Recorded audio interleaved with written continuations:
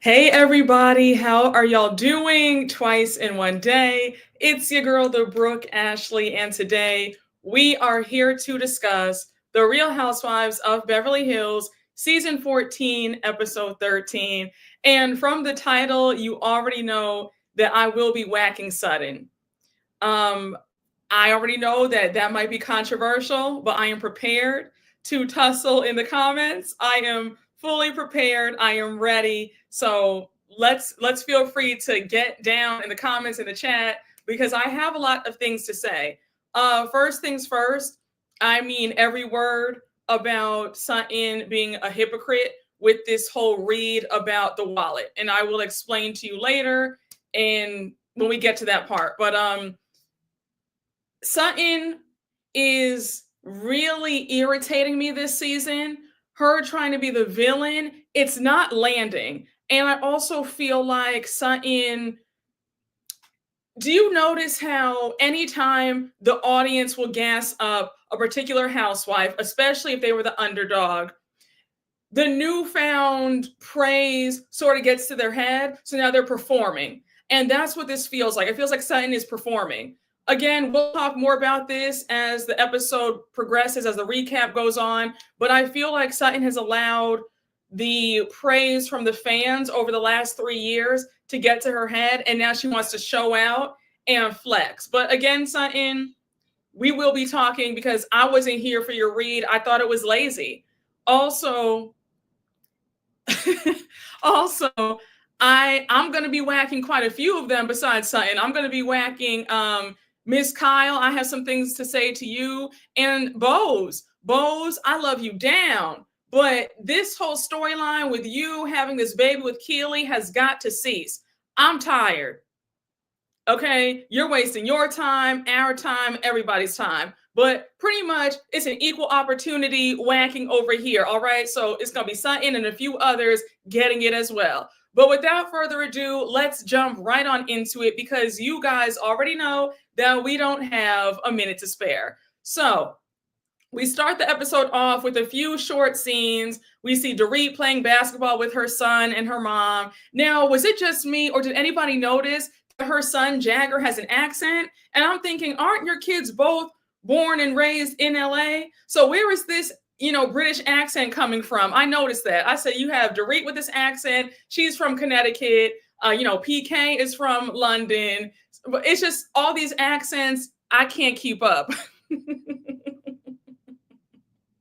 But, we see Erika at home, showing her mom, telling her mom that her mom's going to visit her. And she's like, oh, Mom, by the way, you're going to sleep in my bed because I'm not sleeping on the couch. Her mom's like, okay, like whatever. Another short scene with Garcelle. She's talking to her EP, discussing one of her movies. And, we know Garcelle's doing big things in Hollywood. Good for her. Love to see it. So now we get to the first full scene with Jennifer Tilly at Caviar Caspia, and she's meeting up with her assistant and the director of operations at Caviar Caspia. So Jennifer Tilly says that Caviar Caspia is a perfect place to have a party. She loves caftans. She loves caviar. She loves Caviar Caspia. So it's funny because somebody was like, obviously, Jennifer Tilly was paid to say Caviar Caspia like several times because she said it like 10 times in 1 minute. Oh, you said that Dorit is from British Connecticut. I'm screaming. That's that transatlantic accent. Hey, Andreas DeWolf, thank you for the super chat. Love you, Brooke. I'm in the salon getting my extensions out, watching this with my hairdresser. Oh, I love it. Well, say hi to your hairdresser. Hi, how are you? I hope you enjoy. So Jennifer Tilly says that she thought that it would be fun to have this girls' day at Caviar Caspia and that they could wear their caftans and their jewelry. And the inspiration, I think she said, was Tabitha Getty. So then she goes on to say that she's not really a caviar connoisseur, but she orders the most expensive caviar every time she's out because she figures that that's the best. Now, I'm not going to hold you. I've had caviar a few times. I like it. I think that it's an acquired taste for sure. But you know what? I'm one of those people where I'll like something because it's expensive. But yeah, at least I can be honest. But yes, I've had caviar a few times. I think it's good, you know. But then again, I think that maybe I'm just jaded because it's expensive and luxurious. But she says that she always orders the most expensive one. She hates the orange caviar because it reminds her of fish bait. So now we see Sutton show up because they're going to get dinner later at Spago. And it was cute because Jennifer Tilly gives Sutton a gift. It's a pretty, I think it was like it was a pretty saucer, and it was Dolce & Gabbana. She says that she just came back from Sardinia for the Dolce & Gabbana Altamoda fashion show, and her and Sutton used to go to the shows all the time. She goes on to say that Dolce & Gabbana are like family to them, and we already knew that because remember when Sutton first joined the show, they got Dolce & Gabbana made that crown for Sutton, and she's like one of their best shoppers. Okay, she drops a coin in Dolce & Gabbana, so I wasn't surprised to hear that Dolce & Gabbana are like family to them because they both drop major coin. Now I thought it was cute because Jennifer Tilly said that she has a lot of Dolce & Gabbana jewelry, but she has to pick it up until she pays for it, and she said that she's on the layaway plan. I said, girl, not layaway. So Sutton says, we need to find me a billionaire. We're going for money this time around. I understood the sentiment, but I was also a bit confused because Sutton, even though you did help your ex-husband build up his wealth, you got money in the first marriage. Like, you guys were rich. And then you made off like a bandit in the divorce settlement too. So you definitely did strike it rich the first time around too. Just saying. So then she says, I have my own money, but I want a man to spoil me this time around. So now Jennifer Tilly says, oh, that would be nice. And then she brings up when her ex-husband bought her that gorgeous Cartier bracelet and these earrings, and she was jealous. Now, Jennifer Tilly, you shouldn't be jealous of anything or anybody, okay? You have a 30% share in The Simpsons. You are doing well. Your net worth, I Googled it. I think they said it was between 40 and 60 million. You're doing just fine. So there should be no even joking around about being envious or jealous of anybody, okay? And can we get into Jennifer Tilly's jewelry collection? Because the jewels on her wrist, chef's kiss. So I'm just like, girl, you have a nice stack on you too. So Sutton brings up Dorit's 4th of July party where everything went south. And she says, I was reluctant to go. It was a bit traumatic. So then she tells the whole story of what happened. Garcelle asked her what was she drinking. And then Dorit made the poorly timed joke about, oh yeah, you're asking Sutton of all people if there's alcohol, like, come on. So obviously she's upset and she says, I was like, nope, I'm leaving. I will not let you oh, I can't even speak today. I'm sorry, y'all. Please forgive me. I was speaking a lot. I did the live for Karen and the DUI, her sentencing. She's in jail. So yeah, that's why I'm a bit tongue-tied now. But she says, I will not let you perpetuate this myth that there's some kind of drinking problem. So now she goes on to say that Dorit started this whole thing last year, and I understand what she's doing. She's not that clever. So now Sutton says that she has not talked to Dorit since then. And now Jennifer Tilly says, so the first time you're going to see her is at my Caviar Caspia party. And Sutton's like, yep, like that's going to be the first time. Now, Miss Sutton, just hold on. I'm being real calm right now, but later on, I will be whacking you, okay? So just hold on tight, sis. Just hold on tight. Again, let me just say this for the folks in the back. I agree that Dorit should not have made that joke. Period, hands down. It was a stupid joke. Dorit knows that the relationship that she has with her and Sutton is not the best. The joke should not have been made, especially with the history of Sutton's father, what he struggled with. Dorit should not have made that joke. I just want to say that before anybody says, oh, Brooke, you're dismissing Sutton's feelings. No, I'm not. So let's get that out of the way now. I agree with you that Dorit should not have made that joke, okay? So now we can move on to when I whack Sutton, all right? So now we are at Kyle's house. Kyle has her therapist over and they get into her being by herself. So the therapist says, you have more space now. How's it feeling? And Kyle says that it felt weird in the beginning, but she is getting used to it. So she goes on to say that it's been really quiet lately. Her youngest daughter, Portia, is in Europe having a great time. And now she goes on to reveal that it's going to be her first summer where they're not all together. So now Kyle goes on to add that the fact that he took Portia alone to Europe, she's never been away from Portia for this amount of time ever. So then she adds that Mauricio's going on a guy's trip, and she says, it's like Mauricio is going and living his life and he's having fun. Quick side note, this is just a general statement to all my ladies out there, all right? This is for everybody, okay? However you identify, whatever your orientation is, all right?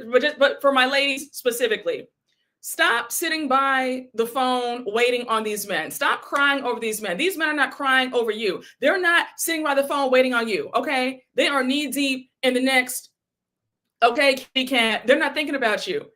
If they are, it's for maybe a day and a half, if that. So let Kyle be a lesson. Stop waiting around. Stop moping around. And go out, have a good time, meet more people. There are more fish in the sea, all right? If this one's acting up, get another one, all right? Listen, stop sitting up there crying over folks. They are not crying over you. Mauricio is a clear example of he's out there living his life. He's out in these streets, okay? Yes, honey. They're getting that throat spray, exactly. Okay, baby. Garcelle laughed because she thought it was a joke. She did not know Sutton would be offended. Yeah, I mean, Garcelle thought that it was not going to be this deep, but just knowing that Dorit and Sutton don't have the best relationship, Dorit should have refrained from even making a joke like that. That's what I would have done. My whole thing is this: if things are a bit weird between us, I'm not going to joke with you because I know that whatever I say could potentially set you off. So let's just start baby steps. Let's just say, hey, how are you? How are the kids? However y'all are doing. I'm going to say, hey girl, what's up? But I'm not going to be trying to share some jokes knowing that you might be upset. Just my opinion. So anyhow, back to Kyle. She says that while he's having fun out in these streets, zipping it and zooing it, she's working. So then she says, I know that that's what being separated is all about, taking the time to figure things out. But everybody keeps asking me if I'm getting divorced. So she says that she's getting anxious and impatient. She's getting impatient because she wants to know what her life is going to be. Now, my issue with that statement was, why are you waiting? Why are you putting your future in Mauricio's hands? Like, if you are tired, then just file for divorce. I feel like Kyle does not want to file because she's still holding on to hope that they will get back together. Because again, this man is not showing any signs that he wants to get back with you. He is enjoying the single life. He's enjoying other women. He has his bachelor pad in the middle of Beverly Hills, a brand new condo. He's out every night of the week. So knowing that, why are you still talking about, well, I'm impatient and I feel stuck. I feel like I'm in limbo. You're not in limbo. Mauricio doesn't mind if you guys stay like this because he's still going to do what he wants to do. You need to follow suits, free yourself completely, break the cord, and get a divorce. But you don't have to wait. Yes, I agree. Kyle should have packed up Mo's stuff and had it shipped to him. Go pick up Dorit and y'all get good lawyers. Holding on to Hope and Morgan. Exactly. So now she goes on to say that it's different for men. He's living his best life and he's a happy camper. So now I love the therapist. Her therapist is very no nonsense. He was like, well, what's stopping you from living your best life? I said, please get her, because Kyle is throwing herself this pity party when it does not need to be like that. Don't let somebody tell you that they don't want you more than once. Mauricio is showing that he has checked out. He's done. He is a free man. So for you to still sit up there and be like, well, it's different for men and he's out there having the time of his life and I'm sitting up here sad, girl, move on. Please. He's already moved on. So now Kyle says, well, I guess I can, but there's a part of me that feels like, what if I move on with somebody new? And then he comes back saying, well, I sowed my wild oats. Kyle, I don't think that that's going to happen. I think that you are hoping that that's the case. I think that Kyle has this fantasy in her mind that Mauricio's going to walk in the door one day and say, baby, I was wrong. I messed up. Forgive me. It was you all along. I think that she has this fantasy in her mind, and that's not what type of time Mauricio's on. Mauricio's not coming back. He's coming back as your friend and ex-husband. He's not coming back to say, I sold my wild oats. No, he's happy to finally be out in the open, being able to date whoever he wants without being, having to sneak around because allegedly he was cheating. So in my opinion, girl, let that pipe dream go. He's not coming to some realization that you were always it for him. He's not. So now, the therapist says, well, listen, that's what the risk is. And Kyle says, he's the one who said, I know that this comes with a risk. Yeah, Kyle, he said that because he doesn't care about the risk. He knows that the risk is losing you permanently, and he's okay with that. He made peace with that. If he actually wanted you back, he'd be fighting for you, not out with other women, in a bachelor pad in the middle of Beverly Hills away from you. We have to be honest. I think that Kyle is in heavy denial. Oh, you said, come through. You said he'll come back needing a nurse and a purse. He sure will. So now, we see Kyle's confessional, and she says, I never wanted to be a single mom. Now, Kyle, I know that, you're upset to be getting divorced, but I think that it's a bit of an exaggeration to say that you don't want to be a single mom like your mom was. Kyle, your kids are all out the house. Portia is 16, 17. She's in her, last year of high school. All your other girls are, 30s. The other ones are 28, 26. So to say that you're a single mom, that's really not the case because they're all grown. For all my parents out there, am I off base with that statement? But I felt like she was being so over dramatic because I'm like, you're acting like you're going to be a single mom of little kids. Like all your girls are out the house. And the youngest one is good and grown. The youngest one is a senior in high school. I don't know. Kyle, you said Kyle will be a single grandma first. Exactly. Very true. Okay, so you guys were all on the same page. A single mom with grown-up kids, no, in my opinion. Okay, so we're all on the same page. So now Kyle's emotional. She says that she was always so proud to be married for so long because she did not have that role model growing up in that aspect. So being married for so long was her biggest accomplishment. Now, if you all read The House of Hilton, then you know that the marriage between, well, first of all, Big Kathy was horrible to all of her husbands, right? She was married 4 times. Allegedly. Let me say allegedly. But the story about how Big Kathy allegedly did Kyle and Kim's father, allegedly, I was on the floor. I was shocked. She allegedly did their father so wrong. And on top of that, he really, he loved and took care of Kathy like that was his own. But baby, at the end, she allegedly did that man so dirty. So when she said that I didn't have the best role models growing up, I said, girl, you didn't. Because from what the book said, your dad was he was a good guy. It was just a hot, raggedy mess. We'll talk about that another day. But yes, a mess. Allegedly. Child. So now Kyle's crying, and Kyle says that Mauricio once told her that he was afraid that he couldn't be on his own. And then he said to her, but now he knows that he can. So she says, it wasn't about me. So she says, since I didn't hear him say that he couldn't be without me, but he could be on my own, but he could be on his own, it just makes me think that he didn't care enough. I said, Kyle, you are correct. That is telling. Mauricio saying that he never thought that he could live on his own. He couldn't live without you. That's a sign right there that he's over it. He's checked out. Miss Mamas, he's good.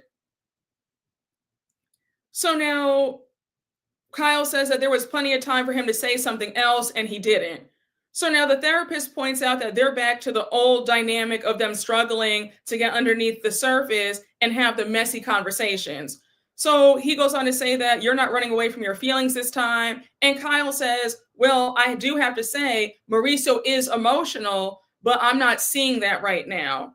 And I said, you're not seeing it right now because Mauricio doesn't care. He's checked out. You can't get emotions out of a person who no longer cares. When somebody's indifferent, when they're apathetic, that is the worst spot to be in. When somebody, that's why I always say, never be upset if somebody hates you, because with hate, there's emotion there. You have a better chance of turning somebody around to your side if they hate you versus if somebody's indifferent. When somebody's indifferent about you, they do not care about you. They don't care if you're alive or dead. They don't care if you're talking about them. Like they have no feelings towards you. So I'm like, baby, he's checked out. Okay, there are no feelings there whatsoever. So now Kyle goes on to say that she's starting to realize, Kyle says, I don't know what's more sad, the fact that he didn't want to fight for me, or if he wanted to and didn't know how. Child, if that man wanted to fight for you, he would have fought for you. He didn't want to fight for you. That's why he didn't. If he wanted to, he would. I know folks get mad at that statement, but it really boils down to that. When men are on you, they are on your body. When they're off of you, they are off of you. It's like they never loved you. It's like a switch. Baby, he didn't want to fight for you because he was already out in these streets, on to the next one. Yes, apathy is the kiss of death when you want someone in your life. Yeah, it is. You said, yep, Mo said, here, girl, sign this. So now, I was happy to hear Kyle say that it feels like she needs to move on. And I say, yes, please do that. I hope that by the time the reunion comes around, that we hear that you have filed for divorce, because to be in limbo like this is ridiculous.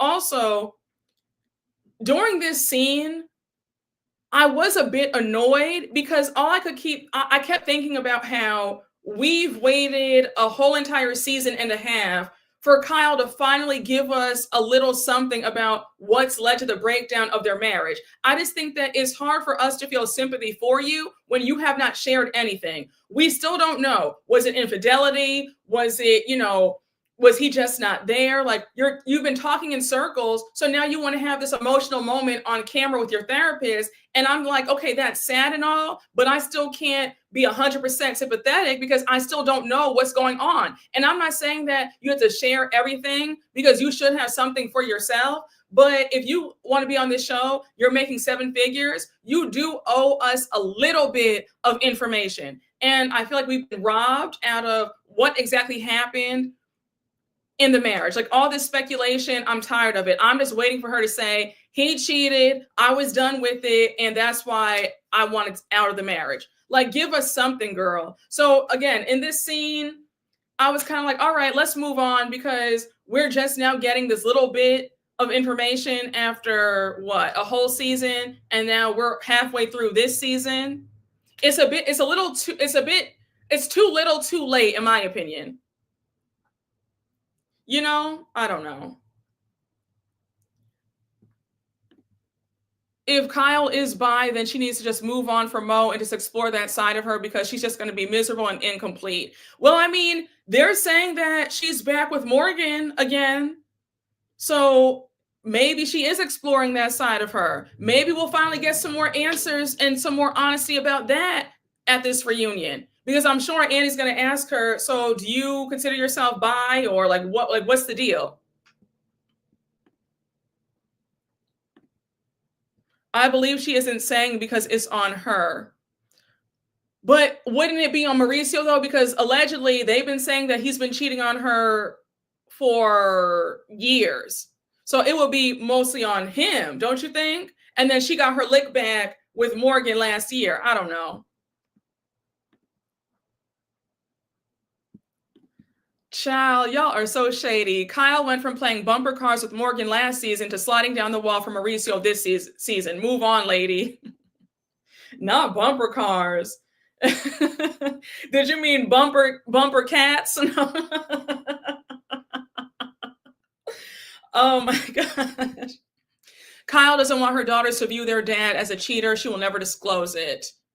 Yeah, she did allude to that because she said, "I don't want to hurt our daughters." But if but the daughters have heard the rumors too. I'm sure they've probably seen a few things or heard a few things, right? I don't know. Kids aren't stupid. I don't know, child. Oh, okay. Brooke, don't start. It's not Brazzers time yet.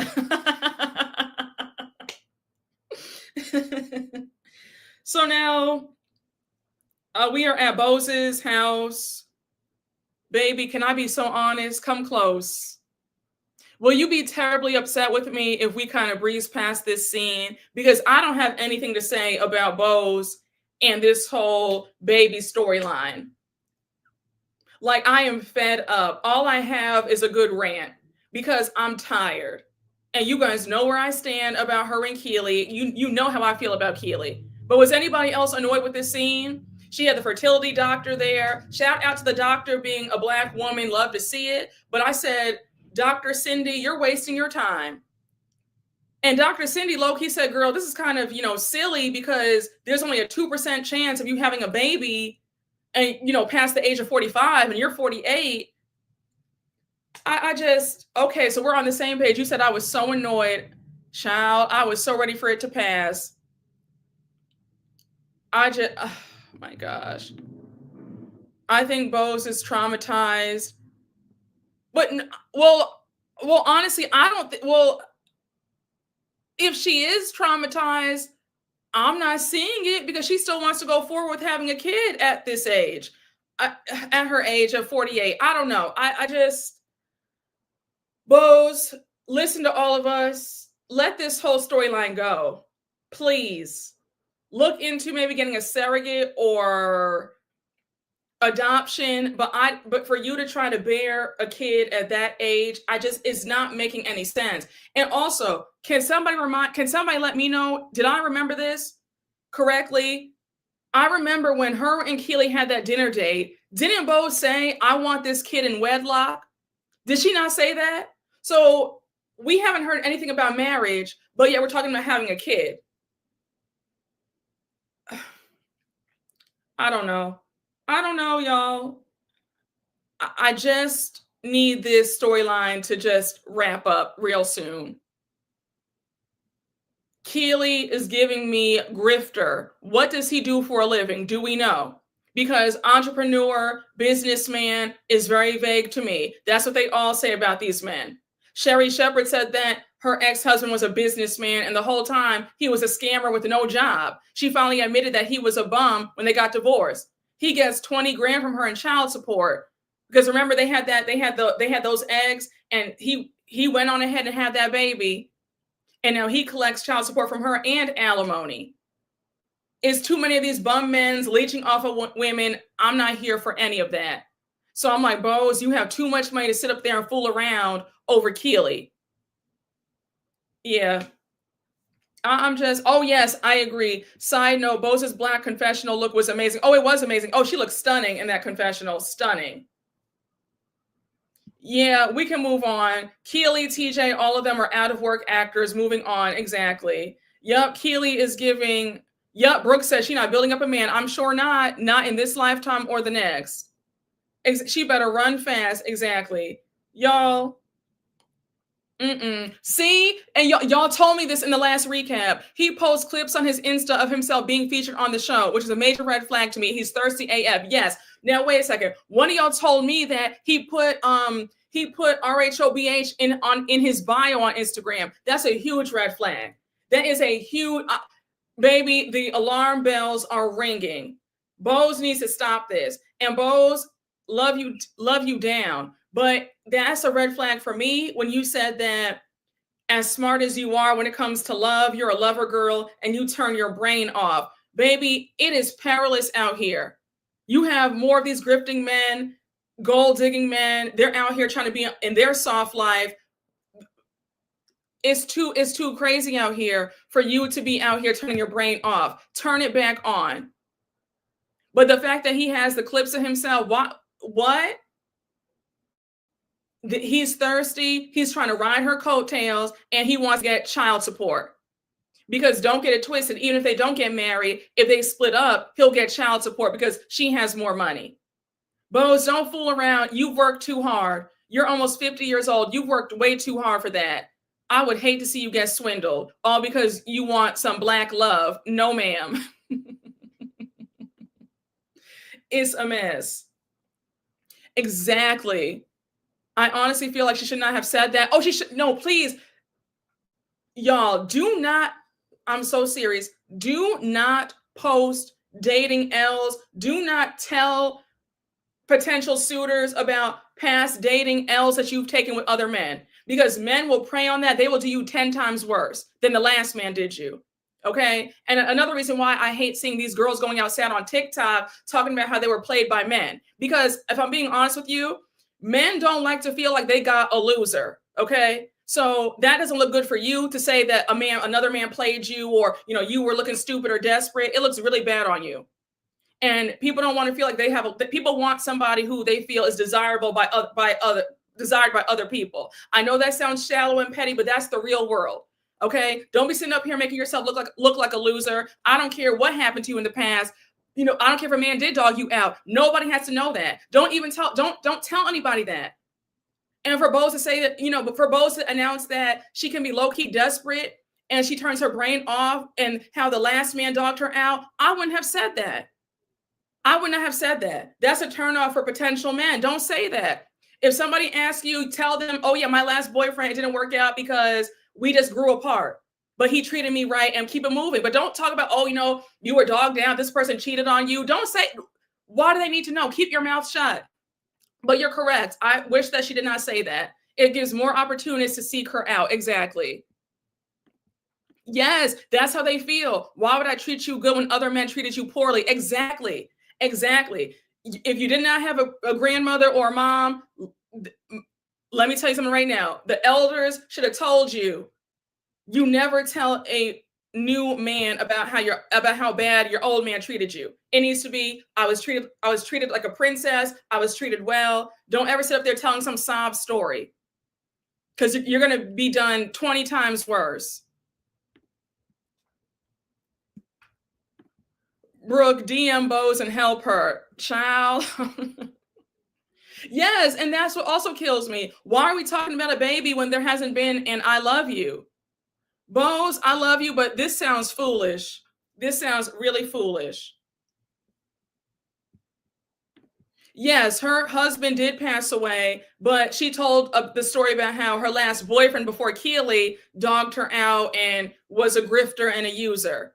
She said that earlier this season. I was thinking, Bose, don't say that. Don't tell anybody that story. Bose and Kiara need to wake up and leave these damn men, because they deserve better than these terrible men. I agree. Yeah, it sounds very desperate. It does. Child. Oh my gosh, I'm screaming. Brooke said I love you to her before Keely. Damn. Oh my gosh, I need this to stop. But yeah, I didn't even write any notes down when Bose's scene came. I said, I literally wrote in my notes app, we're not even going to talk about this nonsense because it's foolishness. That's what I wrote. So anyhow, it is now the day of Jennifer Tilly's Caviar Caspia party. Everybody's getting glammed up. And we see Sutton in glam, and she says that her and Jennifer Tilly used to go to Caviar Caspia in Paris all the time. So she says that Caviar Caspia is known for their twice-baked potato that has a ton of caviar on the top. So then she goes, oh, no, may I tell you, I love a good baked potato. A good russet potato, put some oil on it. You poke like some holes in it to make sure it can breathe in the oven. Sprinkle some salt. Baby, let that sit in the oven for an hour. Slice that thing open, so a nice dollop of sour cream, some chives, a sprinkle of cheese, and if you eat some bacon, sprinkle some bacon bits. Stop it. Stop playing with me. I love a baked potato. My mouth was watering just hearing her talk about the baked potato. Ooh, chef's kiss. So good. Mouth just watering already, okay? I can't wait to get dinner after this live is over. Okay. Woo. I love it. I love potatoes. I love truffle fries. Oh, potatoes did their big one, okay? So anyhow, she says that she loves ordering their most expensive caviar. Someone like Porit would get the cheapest one, which would be the red roe caviar that you get on top of sushi sometimes.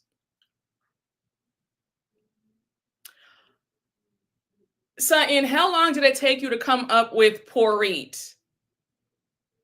You know what? I'm gonna just sit here and I'm gonna just read you. I'm gonna give you a quick read before I go into the real read later on at the table.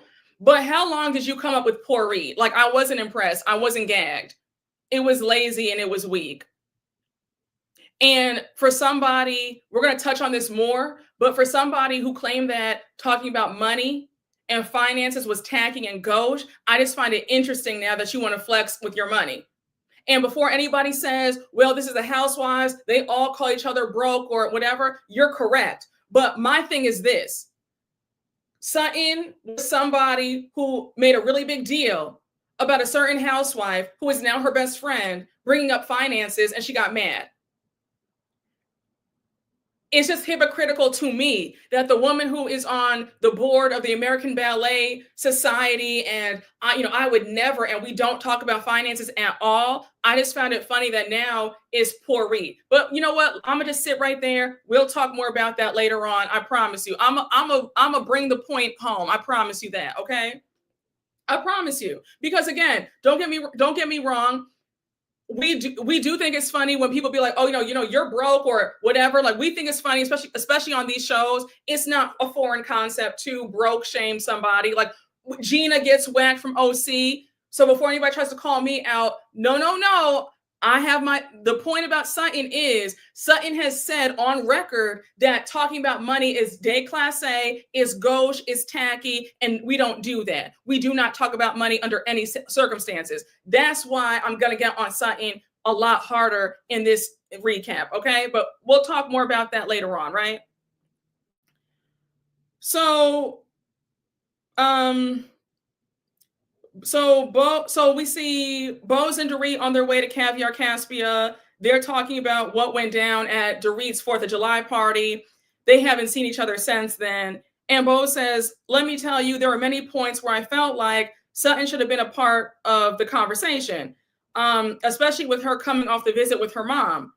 So now she says, I think there's an opportunity for you to say, we need you in the sisterhood. You're not allowed to leave. So Dorit says, honestly, I believe that Sutton wanted to leave anyway. She was looking for a reason. So then she says, I never thought that she would act that way. And she says, what Sutton needs to do is stop playing victim to situations that she's created and then manipulate people to believe that she's the innocent one. So now Dorit goes on to say that Sutton's behavior has always been very inconsistent, and today is a good day for them to at least hold her accountable. Now, Dorit, let me just whack you, right? I got to tap you on the wrist. With that display that Sutton showed at your house, that right there would have me paying Sutton dust going forward. The same way that I got on Garcelle earlier this season to just pay you dust and leave you alone, I want to say the same thing to you. Don't say anything to Sutton. You know that you guys don't get along. Whatever you say is going to bother her and vice versa. So just leave it alone. So I feel like coming in with the attitude of, well, maybe we can hold her accountable. No, it's not going to go well. It's going to go left, especially with how heated things got at your house. So I feel like, baby, let it go, move on. And when you see Sutton pay her dust, don't even say anything. Just my opinion. Both need to move on. Yeah, I agree. I agree. So now we have Jennifer Tilly at Caviar Caspia. And did you notice that Jennifer Tilly almost tripped as she was walking in? I said, what is with these housewives tripping? Because last week we had Garcelle almost trip and bust her head at Dorit's house. Now we have Jennifer Tilly almost eating it. I said, girl. And that would have been a nasty lawsuit too, had Jennifer Tilly fallen and hurt herself. That would have been crazy. So now we have Garcelle. Garcelle arrives next. And now it was funny because Garcelle and Jennifer Tilly had similar caftans. We do see some of Jennifer Tilly's other friends arrive. Erika arrives. I thought Erika looked great. She was very chic. The big sunglasses, the hair. I said, come through, mama. Like, one thing about Miss Erika, Erika can always give you a look, okay? Jennifer Tilly says the first time she went to Caviar Caspia was during Fashion Week. It's the place to go in Paris. You see all the models, designers, and celebrities. So now we have Kathy Hilton and Faye Resnick arrive. We all love when the infamous Faye, what did she say? What did Camille Grammer say about Faye Resnick? She said the morally corrupt Faye Resnick. Okay, we have Faye Resnick there, honey. Now we flash to Sutton, Kyle, and another friend in the car. They're on their way. And Sutton is shading Dorit's party. She says, I was there watching the Babysitters Club because Dorit's friends, they were like 14. So Kyle's like, girl, what? So now Sutton says, I'm not being nice today. And now Sutton says, I don't know why Dorit continues to come after me. There's obvious reasons. People in our group that have a lifestyle that Dorit aspires to have. Now, one thing about it, I'll never deny that Dorit has always been a bit of a wannabe. I'll never deny that. Like, despite how I feel about Sutton right now, I'll never deny the facts that when Dorit and PK first came on, it was very much wannabe, very much putting on airs, living beyond their means, trying to give the appearance that they had more wealth than they actually had, for sure. Dorit does want to be fabulously wealthy, and I get it. Like, who doesn't? I totally get it. But I'm not going to deny that, yes, Dorit has always given a bit of a wannabe when it comes to putting on like they have more than they do, right? So now we're back at Caviar Caspia, and Dorit and Bose arrive, and now we see Kyle, Sutton, and the other friend arrive. And mind you, Dorit did not wear a caftan. So Garcelle points it out, and she's like, oh, does Chanel not make caftans? Like, why couldn't she? Well, why couldn't Miss Thing wear a caftan? Baby, Dorit says that she missed the caftan memo. She says she barely skimmed the invitation, didn't even notice it, but that's okay because she's not a caftan girl or a caftan girl either. Now, I know that I'm a big stickler for following the theme, but Dorit, I low-key get it because I don't want to be in a caftan either. I mean, it's no shade. Caftans are beautiful, but I prefer like more tight-fitting versus like more like flowy. But yeah, now do I believe that Dorit didn't read the memo that to wear a caftan? I think that she just was not going to wear it, even if she did see it, honestly. So, Dorit's like, how did she miss the caftan memo in the invitation? Is she stupid? So now we have Sutton ordering some water. She wants to start off with water. And Dorit says to her, oh, are you ordering water because of our tete-a-tete a few weeks ago at my party? And Sutton's like, no, is it okay if I drink water though? And Dorit's like, oh, are you in that kind of mood? And Sutton says, leave me alone. She's like, leave me alone, girl. Like, you started this whole entire thing. Now, Dorit, like I just said to you a few minutes ago, you and Sutton don't see it for each other. You already know that if you bring up her drinking water or liquor, that's going to piss her off. So I don't know why you felt the need to say, oh, are you drinking water because of our fight or our spat at the last time I saw you? I wouldn't have said anything. I would have just kept looking elsewhere. I would not even have bothered to mention that. Like, I just kind of feel like, don't make things worse. You know what I'm saying? If you know that it's going to lead into a fight, then just quit while you're ahead. Personally, I would not have said anything to Sutton. I wouldn't have mentioned her, drinking water. I wouldn't have said hello to her. I would have ignored her, period. So now so I wasn't mad that Sutton said, girl, leave me alone. And I said, yeah, Dorit, you should have left her alone. Play stupid games, win stupid prizes.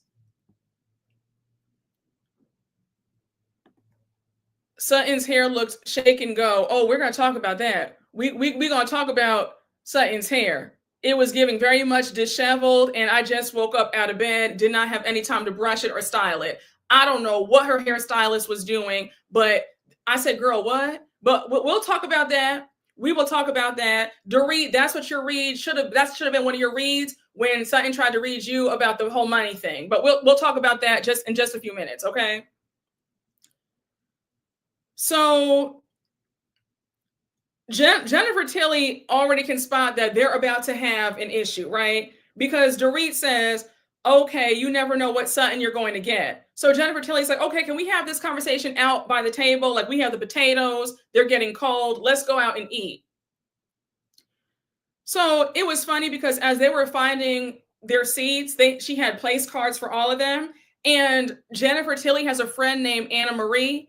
And so Garcelle's like, wait a second, is Anna Marie coming? Like, which Anna Marie? So production flashes back to last season when that one season, the one season chick, Anna Marie, was there as Kyle's friend. Yeah, Miss 8.5, her. And Jennifer Tilly's like, oh no, not her, girl. I have some other friends with the same name. I said, okay, good. Because we do not want to see Anna Marie, Miss 8.5, ever come back. No, ma'am. So they all sit down. The drinks are being served, the hors d'oeuvres are being served, and those hors d'oeuvres look so good. And mind you, everything has caviar on top of it. So it's a bit tense at the table, and Dorit's like, what a great way to start the day. So they're making casual conversation. Faye Resnick brings up how Jennifer Tilly was nominated for an Academy Award some years ago. And now Erika's like, oh, are you and your sister the only ones to be nominated? So Jennifer Tilly says, oh no, there are some other sister duos who were nominated too. We're not the only ones, but we are the only two Chinese American sisters who were nominated. So when I tell you production is so shady, when that camera pans to Kathy Hilton, because remember how Kathy talked about she's actually part Chinese, 3000 BC. I said, Kathy, stop. But baby, that was so petty a production to pan that camera to Miss Kathy. And I said, Kathy wanted to say that so bad, but she knew better. So now they're all shocked. And they're like, oh, you are? I had no idea. And we find out that Jennifer Tilly's father was Chinese. Now, I know it can't be just me. Maybe these women just are completely oblivious. But when I looked at Jennifer Tilly, I never looked at Jennifer Tilly as a white woman. Does that make sense? Like, I knew Jennifer Tilly was mixed with something. I always suspected that she was half Asian. So when she said that, I was like, okay, yeah, that tracks. I can see that. Like, I thought that the entire time. I never looked at Jennifer Tilly as just a white woman. She always gave half Asian, in my opinion. I mean, I was looking at them like, are you guys, can you guys not see? Like, I caught that. Right? Yeah, I thought it was obvious, in my opinion. Yeah, yes, exactly. I knew she wasn't Lily White. Yeah, same here. I knew that too. Yes, never thought she was white, but didn't know that she was part Asian specifically. We've known about this about the Tillys since the 80s. I'll be honest, I never thought of it. Okay, that's so funny. Yes, I think that Black people can tell when folks are mixed. Yeah, I definitely think that it is a Black thing where we can tell, like, you're not, like, there's something. I think, yes, very much so. Oh, you think that Kathy does too? Oh, well, only because I know that her father was Italian. Both of her parents were, I know, I think, what was her mom? Was their mom Irish? I don't know. I know that Kathy's father, when I read in the House of Hilton, they said that her father was Italian. So, yeah.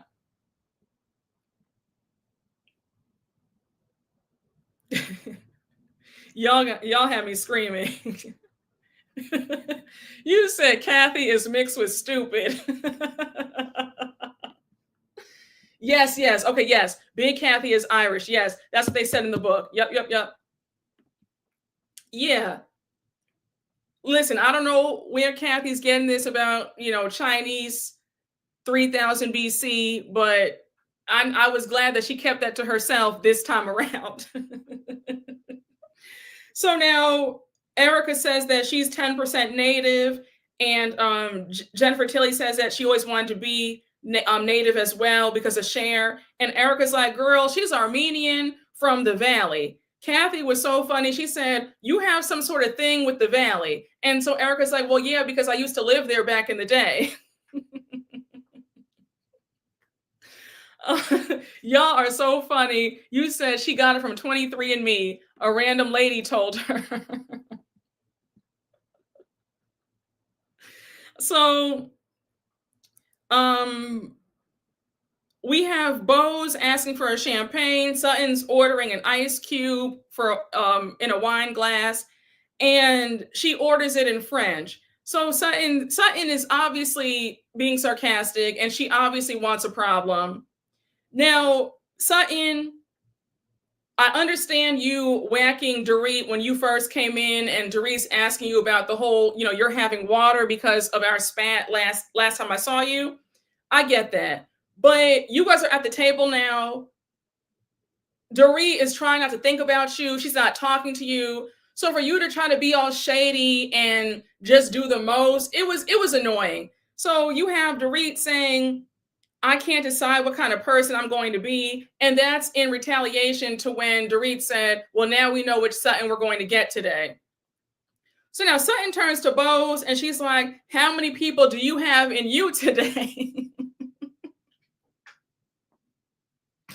Bose is just unapologetically Black, okay? Because her reaction to Sutton's question was like any Black women's would be. She was like, girl, what? Like, what are you talking about? Like, how many people are in me? Like, only one. Yes, Bose, listen, Bose ate that. You said Sutton's mother can out. Bose ate down on that response. Bose was so confused. She was just like, girl, excuse me? So Bose says, it's only me, myself, and I. She says, I don't have any voices talking to me. How many do you have? I said, that was just such a Black answer, and I lived for all of it.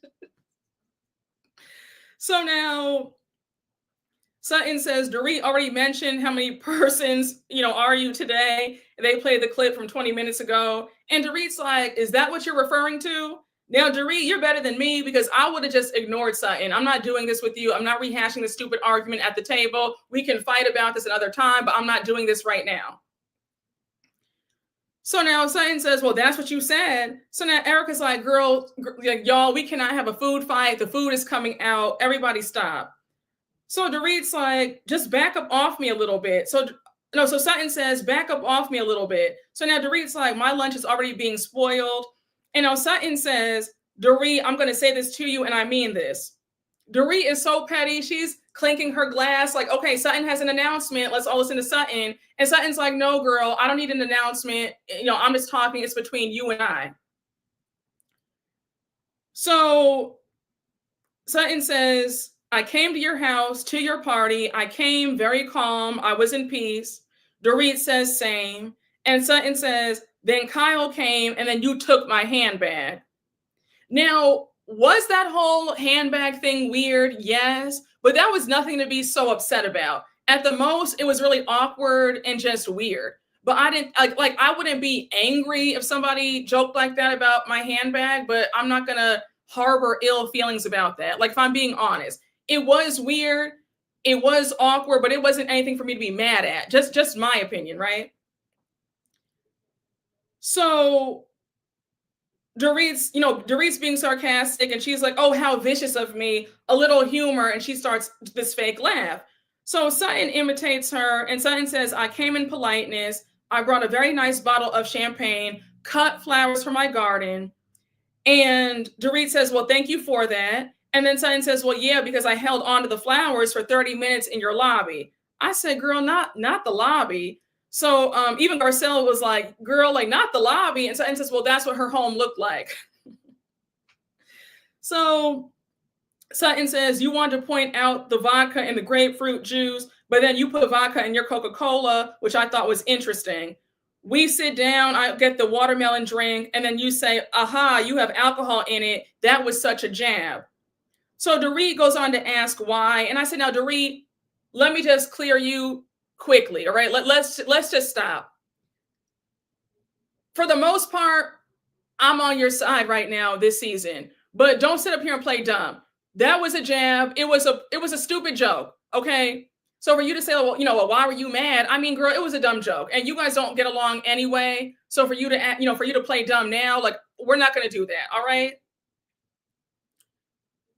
So Sutton says, after what happened last year, and Dorit's like, what did I do to you last year? And Sutton says, you insinuated that I had a drinking problem. So Dorit's like, well, was I the only one talking about it? I know it wasn't just me. And Sutton says, well, Sutton says Kyle was there, but Kyle did apologize. So Dorit says, and I didn't. Now, Dorit, girl, when production played the tapes back at that reunion, you never apologized. You never said, I'm sorry for saying that. You just said, well, I don't know if she has a drinking problem. You stood 10 toes down in your mess. So Miss Dorit, I gotta, again, I gotta tap you. I gotta give you your licks because you did not apologize to Sutton last year for those comments. So just own it and let's just move on. So Sutton says, you picked at me and I'm sorry, but you need to pick on someone else whose wallet fits. This is when everybody at the table gets super uncomfortable. It is quiet. Like everybody's like, wait, what? Even Garcelle was like, damn. Kyle was like, no, ma'am. Jennifer Tilly was also uncomfortable about that comment because that's just in such poor taste. Kyle says, I can't believe what just came out of Sutton's mouth because that's embarrassing. So now Erika jumps in and says, you think that you're bigger than her? Is that it? And Sutton says, well, I think my wallet is. So Dorit says, and now we're seeing how low Sutton can go. Just because her husband dropped a big pocketbook in her lap, she thinks that it gives her license to be an effing see you next Tuesday. Now, you could say what you want, but Miss Dorit Kemsley ate. Miss Dorit Kemsley ate when she said, the only thing that her wallet has been able to buy her is a horse instead of a date. I said, you can say what you want, call me whatever you want, keep it cute, but Dorit ate that. I don't care if you like Dorit or not. Dorit ate that. Now, Dorit, my thing with you, I wish you would have said that to her face. I wish you would have said that to her face because that was a read. Now, Sutton, you go on to say that you don't regret saying that. You're proud you said it.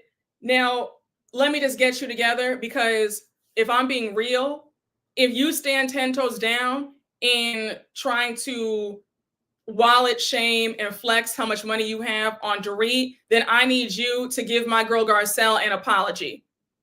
I need you to do that right now because if we are going by your standards, you yourself said, I don't talk about money under any circumstances. It's tacky, it's gauche, it's lowbrow. No, ma'am. You demanded that Garcelle give you an apology in season 10, when you guys both joined the show. Garcelle and you went out for lunch and Garcelle said, I'm just curious, Sutton, how did you get your money? Are you old money? Did your family have money? Or did you marry into it? You were so offended that you told the other girls in the group. And then on top of that, when you guys were in Italy, you addressed her at the dinner table in front of everybody. Didn't even pull her to the side. You were like, Garcelle, when you asked me about my money, I was really offended by that. I'm gonna need an apology. Garcelle apologized to you. My thing is now, don't sit up here and backtrack. You said out of your own mouth that you do not talk about money under any circumstances. So now for you to sit up there and be like, oh, my wallet is bigger, pick on somebody with a wallet that you can match. Girl, I'm not buying it from you. If this were anybody else flexing on their wallet, I'm cool with that. But you yourself, you put yourself in a box when you said, I do not talk about money. And I need you to give Garcelle that apology then, because I didn't like, I thought that you made a big deal about that. Garcelle was not coming from a place of malice. She was just asking. And you demanded an apology from her and she gave it to you. And I don't like the way you went about the apology either, because you did it in front of everybody. You could have pulled her to the side. So if it's okay for you to now flex your wallet, which, you know, it's your prerogative. If you want to change your mind, then fine. But my thing is, if you want to change your mind about that, then you owe Garcelle the apology from 5 years ago. And if, call me crazy, call me whatever you want to call me, but if we're now changing up, then give Garcelle that apology. Give Garcelle the apology then. I'm just saying, I didn't really, this read, it just did not land for me, because I could see if we're talking about money, right? I could see if if the conversation was about money or how Dorit lives above her means, then I could see you flexing about, well, girl, you know, pick up somebody with a big wallet, right? But this is about drinking. This is out of left field. So I felt like the read did not even match the argument. Does that make sense? Am I making sense to anybody? I felt like the read did not match the argument.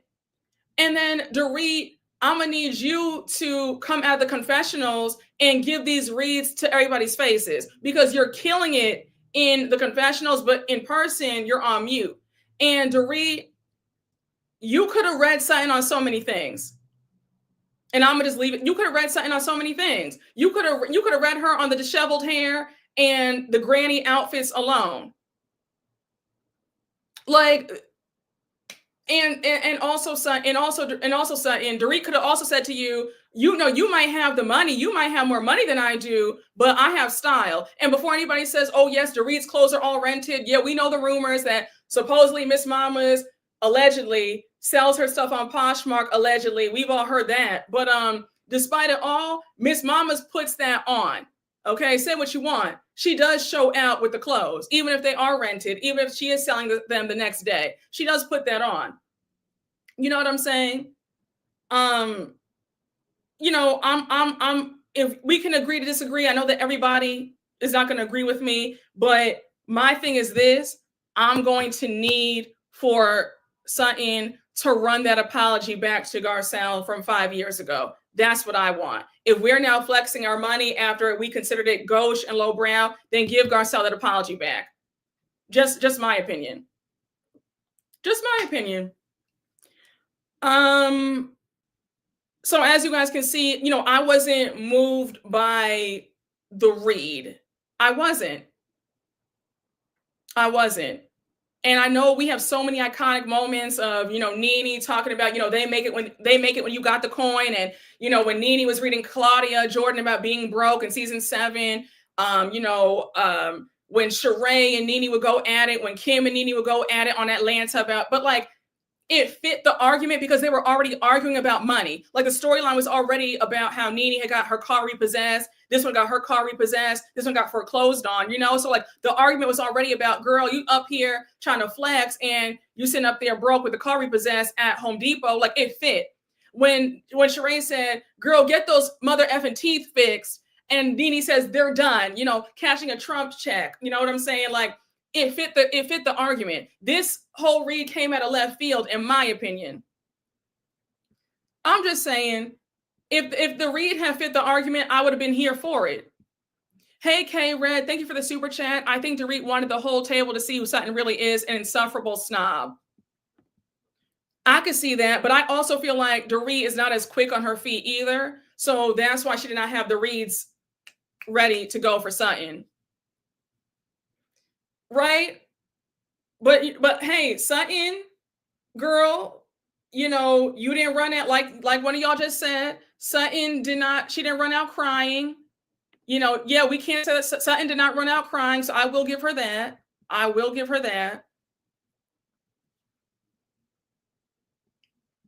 So what would you want Sutton to talk about? Sutton could have brought up Dorit's stories. She could have talked about how she's feels like she's disingenuous. She could have talked about, she could have elaborated more on the, you want to talk about me, but you're pouring the vodka in your Coca-Cola. Do you have a problem? Like, there was other stuff that she could have gotten her on, in my opinion. Again, listen, these are just my opinions, okay? Just my opinions. Yeah, she could have gotten on Dorit about a whole host of things. So, but yeah, at the end of the day, Dorit, since we're now flexing our wallets now, girl, we in the big leagues now, then come on over and give Garcelle that apology from 2020 or 2019. Go ahead and do that. So now everybody's stunned. Dorit's like, I am so over Sutton's BS. Dorit goes on to ask, does anybody have a mirror? And Sutton says she needs one. She needs a touch up. Now Sutton, respectfully, I wouldn't talk about somebody else needing a mirror for a touch up, because how you showed up at this Caviar Caspia lunch, I want you to get your money back, because I did not see any glam. I did not see a stitch of makeup on that face, no lip gloss, no lipstick, no eyeliner, no foundation. The hair was disheveled. I don't know what style you were going for. Was it bedhead? Your hair looked like they teased it up, and then you put your finger in the socket for the outlet socket. The hair, girl, your hair looked a mess. Your hair should have been so perfectly coiffed and done. Where was the blowout, sis? Sutton, I said, I wouldn't say all that about, she needs a mirror to touch up. Dorit, you could say what you want. Dorit looked good. There was not a hair out of place. Makeup was done. Face was beat. Sutton, the hair, I said, honey, what's going on? Because when you guys were in the car on your way there, I said, didn't Sutton have a makeup artist and a hairstylist there? Why does she look so undone? And I know it's not just me. I said, if anybody needs a mirror to get a touch up, honey, it's you. Get a brush and a comb, get some got to be hair gel, slick something down, baby, get something. You know what I'm saying? Baby, that was a no makeup. I didn't see not a stitch of makeup. I didn't see a stitch of makeup, not a gloss, not a blush, not a piece of mascara. I said, girl, where is it? Where is the glam? Did I miss it? Is it there?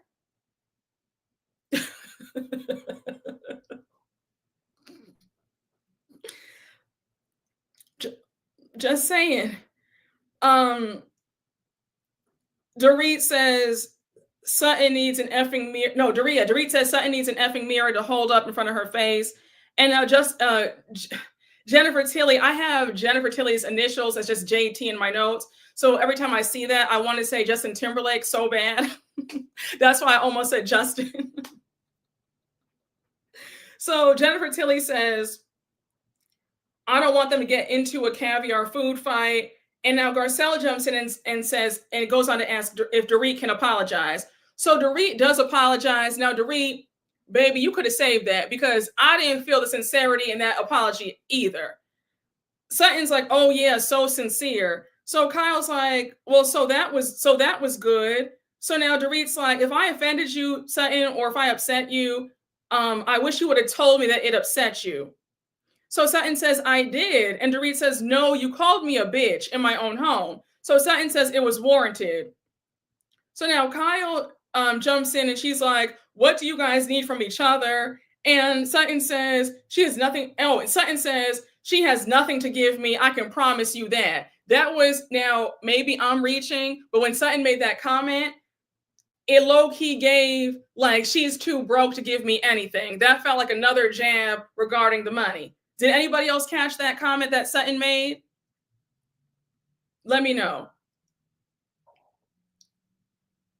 Right? Was that, did I read into that comment wrong? Let me know. It just felt like that's what she meant. Okay, yes. So we're on the same page. Yes. Okay, yes.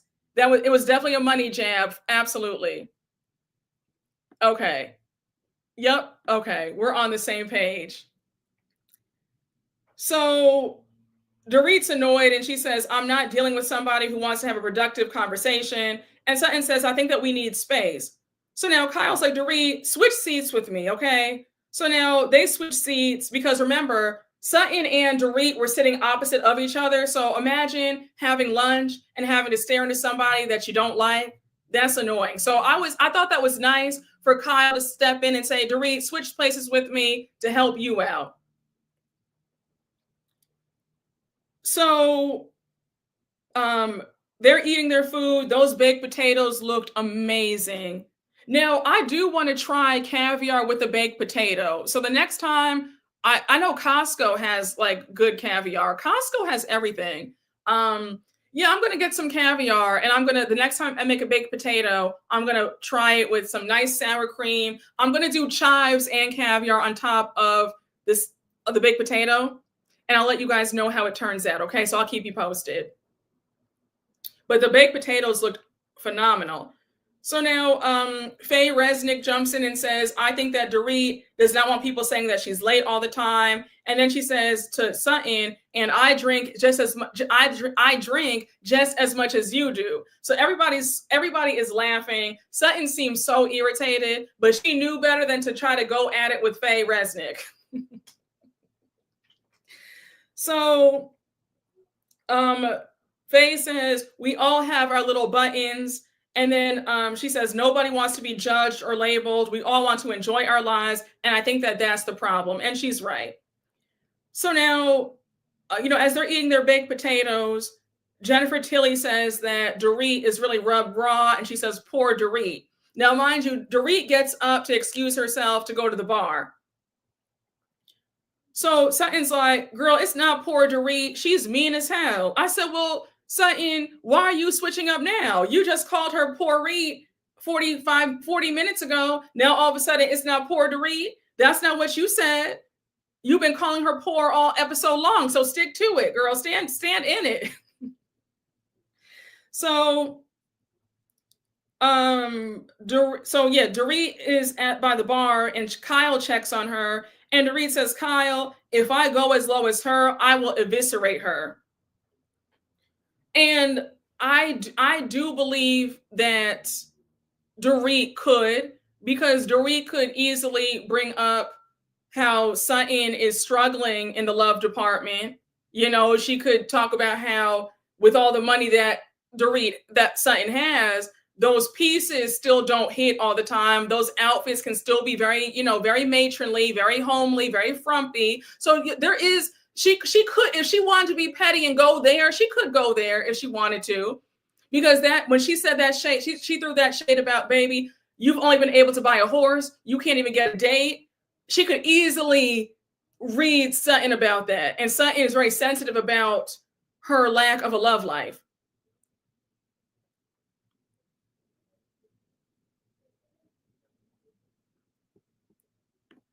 She can't because she's also struggling in the love department. Yes, but I'm gonna say this.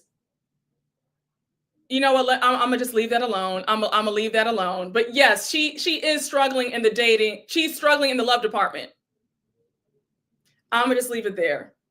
I'm gonna leave it there. So Dorit says there's only so much a person can take. Now, Dorit, I do need you to take ownership. You should not have said anything to Sutton when you guys walked in. The whole comment about the water, I wouldn't have said that. So you got to take this on the chin because you did low-key start what transpired this afternoon. You should have just left Sutton alone, in my opinion.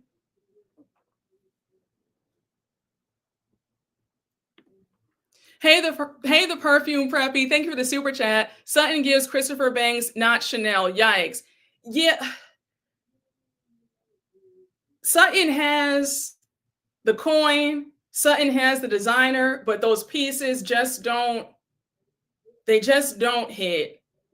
And a lot of Sutton's outfits make her look very matronly. Like she's 53? And a lot of her clothes make her look like she's a lot older than that. You know what I'm saying? It's just very frumpy, a very frumpy style.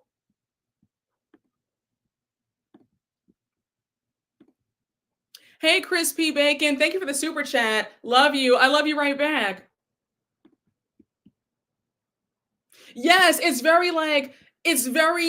like Talbot's, I guess like Ann Taylor Loft, just very conservative. Do you know what I'm saying? Yes. Oh, you said she looks like Reba. She's 53. Okay. Yeah, it's very dated, very dated and matronly. Very. Um, Jennifer's clothes are frumpy too, so are Kathy. They are wealthy. I know a lot of wealthy people with the money that they have, and they're very sexy, tight fitting, form fitting. So it's not all wealthy people. And also, Jennifer dresses frumpy sometimes, but have you seen Jennifer Tilly on Instagram recently? Did you see that gorgeous custom Balmain dress that she had on? It was so tight fitting. It was a corset dress. The boobs were boobing. So Jennifer Tilly is not always frumpy. She can be very sexy when she turns it up. She can be very sexy, very. So Jennifer Tilly, no, baby, Miss Mamas will be giving you some sex appeal. Okay, when she wants to be real sexy, she can do it. Kathy Hilton, I think that Kathy Hilton's mind is just so scrambled. She doesn't know if she's coming or going. So I'm not surprised that Kathy Hilton is very conservative. Also, Kathy is trying to cosplay as this, old money woman. So I'm not surprised that she's frumpy. Yeah, Jennifer Tilly's very versatile. Oh, absolutely. Yeah. Oh my gosh. Miss Tilly has some body. Because did you see her on Instagram? She was in that custom Balmain gown. She looked phenomenal. Waist snatch. Honey, the hourglass was hourglassing. I said, oh, come through, Miss Tilly. I said, I was unfamiliar with your game, but Miss Mamas, listen, don't let those caftans fool you. Jennifer Tilly does give you sex appeal, okay? All right.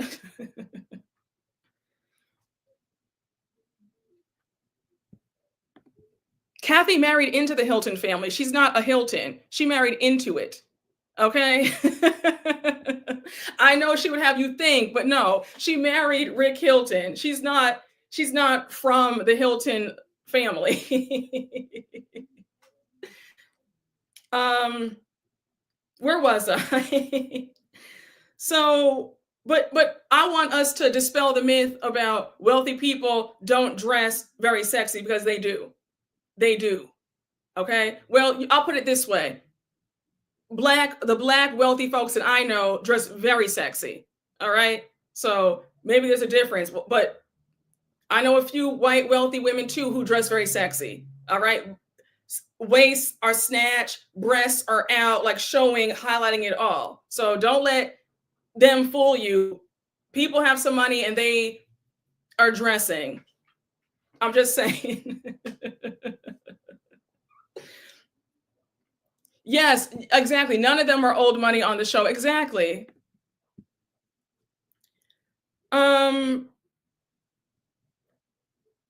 says, Kyle says, after spending time with Sutton and Augusta, learning more about her dad, I can definitely understand a lot more why Sutton was so triggered by the drinking comments. So now Dorit says, when Sutton balances out her meds, then she can come and see me. She goes on to say, I'm so over this woman. She's gross. I have no will or desire to try anymore.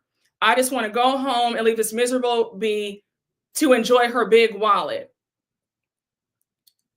When it comes to Sutton and Dorit, I'm gonna need them to either pay each other dust for the rest of the season or come to some resolution, because I don't want to keep going every single episode where they're fighting. The same way I got tired of the back and forth between Kyle and Dorit, I want this whole Dorit and Sutton to be wrapped up soon, because I mean my patience is wearing thin. But Dorit, I will say, you should not have brought up the whole water thing at Jennifer Tilly's event. I would have left that alone. I do believe that things could have gone a lot smoother had you not mentioned anything about that. I would have paid Sutton dust, like I said. You said the meds comment is lower than the money. Yeah, I thought that was low. I thought that was low. Now, nobody can say that I'm not fair because I've been giving Dorit her whackings too, okay? All right? I didn't think that Dorit should have said that.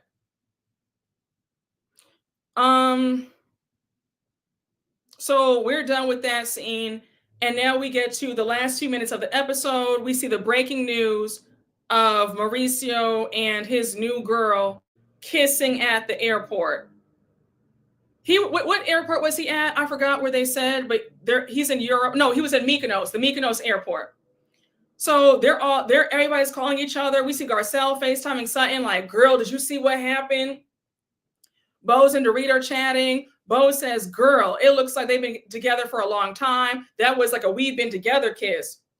So now Dorit says it felt like a punch in the gut. And now Erika FaceTimes Kyle and she's like, hey girl, how are you? Are you okay? Are you good? And Erika looked really good in this scene. I mean, the hair was hairing, the makeup. I said, even though she was in her robe, full face of makeup on, the hair was just perfectly done. She looked good. So Erika was like, well, I was going to ask you, how are you doing? And Kyle says, honestly, I don't really know how I am. To be honest, this is all over the internet. So Erika says, if you're greeting somebody, why would you do this at the airport when this could happen where people could take pictures? So you have Kyle making excuses for Mauricio. And she says, well, he didn't know that his picture was being taken. Erika was like, girl, stop. Kyle's like, he definitely did not do that on purpose. Is that what you're implying? So Erika says, look, I don't know about all that, but what I will say is you can't be naive, girl, okay? Because we're all public figures. We all know better. Now, we cut to Sutton and Garcelle talking about this, and Sutton says, this was planned. I've been to that airport before. I was there when Jennifer Aniston was there, and there was no paparazzi. So then she goes on to say that, are they using the paparazzi to tell their stories? It's like a war of the roses. So then she says those pictures last year of Morgan and Kyle getting gas, going to the store. And then Garcelle says, so you're saying that they may be planting these stories to get back at each other. And Sutton says 100%. No, Garcelle says, so you're saying that Mauricio might be planting these stories to get back at Kyle. And Sutton says 100%. Now, I believe Sutton. I believe Erika. I believe that this was not a coincidence. It was not an accident. This was planned. Because I'm sorry, Mauricio is not a big enough star for paparazzi to be camped out at the Mykonos airport to get pictures of him. He paid somebody $300 to come to that airport and take those pictures of him and his new girl kissing because he wants Kyle to see that. Because again, like Sutton said, all last year, all last season, we saw Kyle being photographed everywhere her and Morgan went. They were in Paris together. They were in Saint-Tropez together. They were in Mexico together, Aspen together, Beverly Hills together. They were all over the place. And the paps were all over them. So if you believe for a minute that Mauricio's not getting his lick back, he is. Mauricio wants Kyle to know in a very not so subtle way that he has checked out and he has moved on to greener pastures. But yeah, I believe Sutton's theory I believe it. I believe that just like Sutton said, Mauricio's getting his revenge and he's planning these pictures to get back at Kyle. Oh, absolutely. Yeah, nobody's checking for Mo and Grease. Exactly. Yes, she's still being photographed with Morgan today. Exactly. And she did that music video kissing. She sure did. Baby, they were low-key scissoring in that video. That's why I say that video was giving Brazzers. It was giving a step below Brazzers. That he's getting his lick back. Believe that. Definitely called the paps. Mo could be confused for any random Greek man in Mykonos. I'm screaming. But he's been cheating on Kyle since they got back on the since they got on the show. Lisa Vanderpump told us that before. I think Kyle was getting her lick back. Yeah, I mean, so one of y'all made a great point, right? One of y'all said this was a plan that backfired on Kyle's end, right? Where allegedly Mauricio was cheating the entirety of their marriage or when they got on the show, and Kyle had gotten enough. She was tired of it. She was exhausted. And when she stepped out with Morgan, she thought that would make Mauricio jealous and come running back to her. And all that did was push him away even more. And he was over it. And now he's like, okay, I'm out. And I believe that theory. Shout out to whoever said that. I believe that. And I think that Kyle is pissed at herself for not leaving earlier or pulling this stunt, because now it's like, wow, she still wants this man despite his indiscretions, allegedly, and he's just over it. Yeah, it definitely backfired. It backfired severely. Mo is hitting Kyle where it hurts. He already replaced their little photo with the Dancing with the Stars chick. Oh yeah, I forgot about that. I love Mauricio's giving it back to Kyle since she did it. Notice Kyle's guilt would never say anything to make Mo feel guilty. Ooh, that's a good point. For some reason, I think it would have worked if it was a man. I don't know. It might have been even worse. It might have gotten even more messier if I'm being honest. Mauricio actually probably would have filed. I don't know. I think it might have been a tussle if she had cheated on him with a man. Child, I don't know. She let Mo get a taste of the streets and young coochie in public without hiding, and now she's sad. Yeah, and that's what I'm saying. You trying to play these games with a cheater is a losing battle. If that man is cheating on you, ladies, men, if your partner is cheating on you, you are not getting them back by playing these stupid games. Just leave. A cheater, at the end of the day, wants to be free. Mauricio feels good because he's finally able to do what he's been doing out in the open in peace without having to look over his shoulder. So I agree wholeheartedly. She let him get a taste of real freedom, not having to hide in, dark alleyways and hotel rooms and NDAs. So now he's out and about free as a bird, and he doesn't want to come home. It would have been worse, yes. Men don't take women-on-women relationships seriously. That's very true.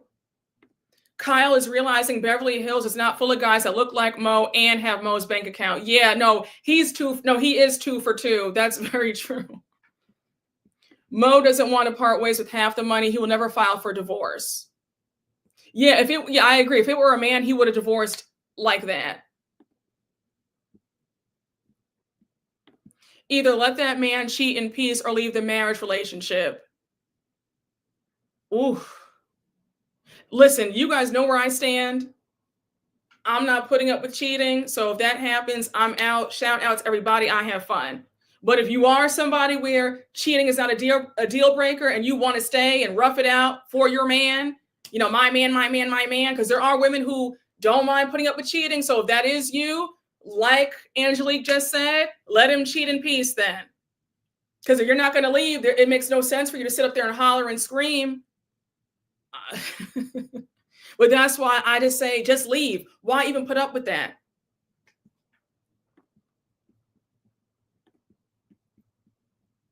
No, I'm not. I'm not putting it. You are so right. Brooke, your ass ain't putting up with nothing. I'm not putting up with anything. I'm just not. I don't have to put up with anything. That's why I don't put up with anything. I'm not, absolutely not. I have no issue leaving. There's always other people. I don't have a scarcity mindset about men. There's always another man. So I'm not like, oh my gosh, I'm out. I'm out the door. I'm out the door. Oh, it's not cheating if you allow it. Okay, baby, I'm just if you allow that, if you allow your spouse to do that, you're pretty much giving them the pass to do it. Yes, there are plenty of fish in the sea. It's true. Yes, like my grandma used to always say, there's always another train and another bus coming, okay? Miss one, next 15, another bus is coming, okay? You never run after a train or a bus. There's always another one coming 10 minutes later. All right. Okay. Y'all better know.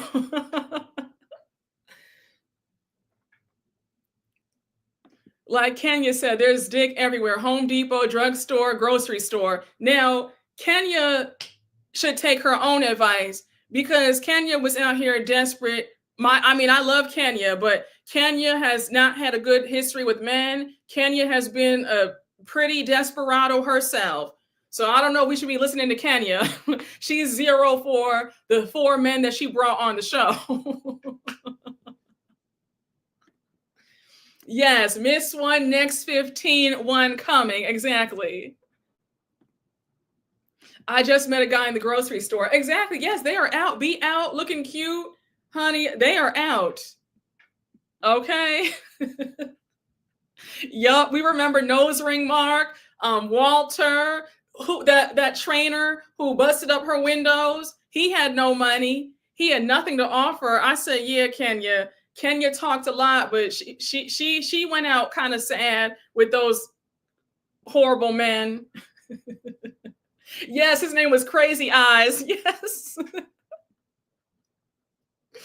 Oh my gosh. Yep, Crazy Matt. Yes, he only had D and problems. Yup. He only had dick and bubblegum because he had nothing else to offer. Oh my gosh. Oh, Matt had a 2008 Nissan Armada. I knew it was a chop. Damn. Jesus, y'all are too funny. Yep, there is D everywhere. Just keep the throat spray stocked up.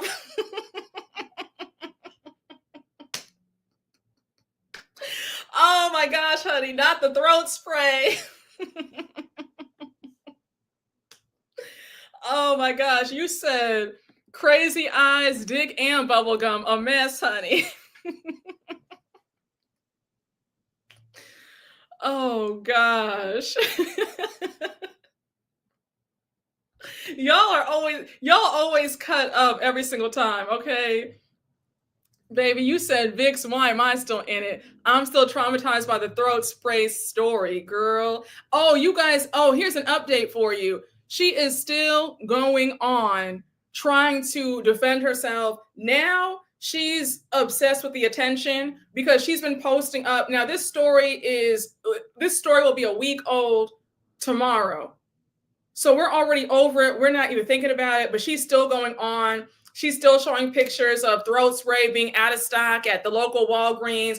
Then she put up another video of another TikToker who said that he would fly her out because he wants that throat spray special. I just said, baby, we don't care anymore. We've all moved on. We have 2 other young ladies who have come to the forefront saying that they also flew out for him. And now come to find out, the newest young lady is saying that the young man robbed her and stole her Rolex. So it's just a hot ghetto mess that's still going on. Child, okay, you can find the story on TikTok. If you type in throat spray girl Atlanta, the whole thing will come up. I would say if you have an extra 3 hours to spare, you're going to need it because there are several characters in this story. More girls have come out sharing their stories. So if you have 3 hours to spare, knock yourself out. I also talked about the story. I shortened what happened on my last YouTube live if you want to watch that. But if you want to watch the actual story, go on TikTok, type in throat spray girl Atlanta, everything will pop up.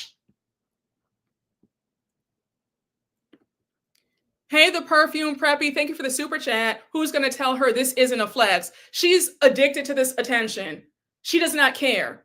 Everybody's in her comments like, Miss Mamas, you lost this round. You were desperate. Let's move on. She is still going on. She looks crazy. Yes, honey. Type in throat spray girl Atlanta. A hot mess. Ciao.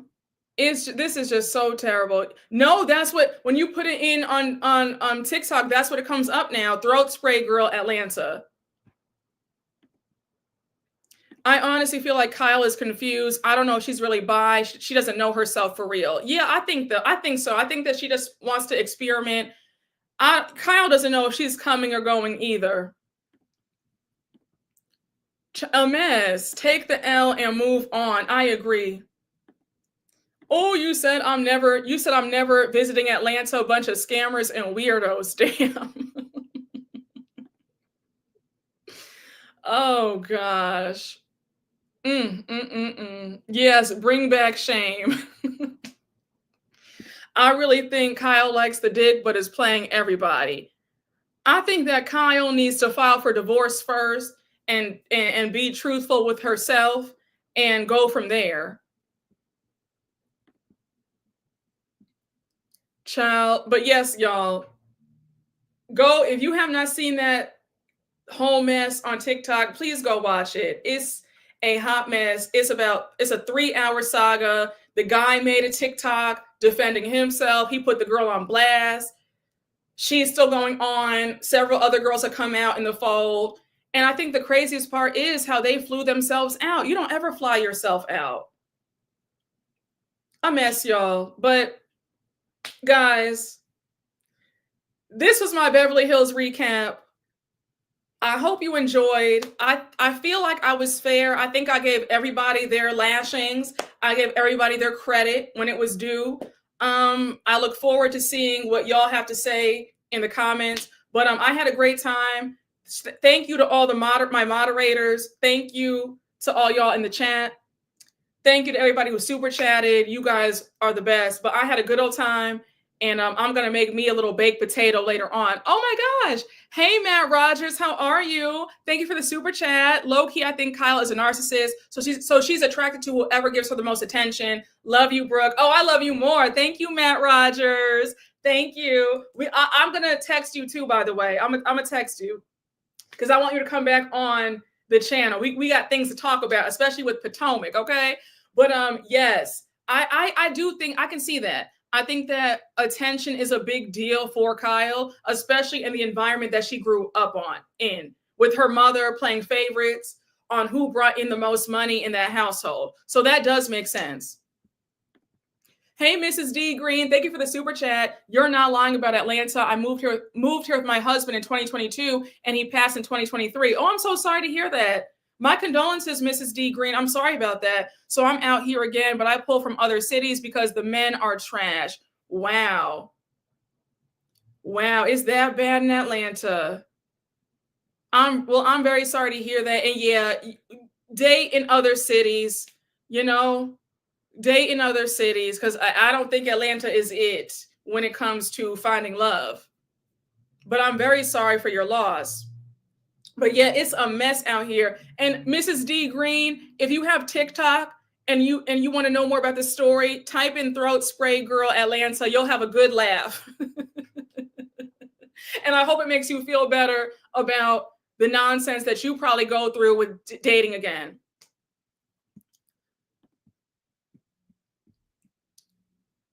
Oh, you said Atlanta is a strange place. Oh, gosh. But yeah, oh, yes, Kyle has a different father. Yes, Kyle and Kim have the same father. Kathy has a different father from both of them. So Kathy's father is their mother, Big Kathy's first husband. Kim and Kyle's father is their mother, Big Kathy's second husband.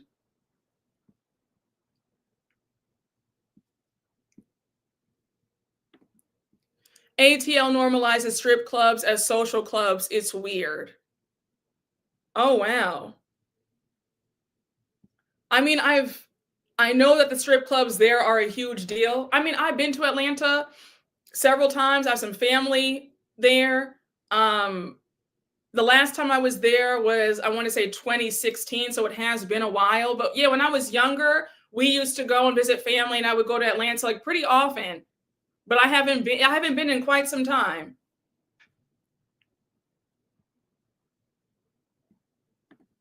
Oh, you're so welcome, Mrs. D. Green. Thank you. God's got me covered. Oh, I know that's right. Absolutely. Yes, he does. Yes, he does. But yeah, definitely, like you said, start dating start dating out in other cities. Okay. Absolutely. And I love it. I'm a strategist about my life, so I'll be fine. Oh yeah, you'll be great. You'll be great. It's the desperados who are always going to be in some mess with men. You said maybe Mia can serve lobster there. But y'all, I'm going to end the live right here. I hope you guys have fun.